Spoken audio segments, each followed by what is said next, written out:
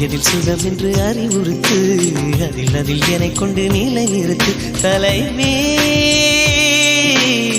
கட்டில் மீது விளக்கின் கண்கள் மூடுதல் எதற்கு? இவ்வழக்கில் சாட்சி இல்லை என்று செய்வதற்கு.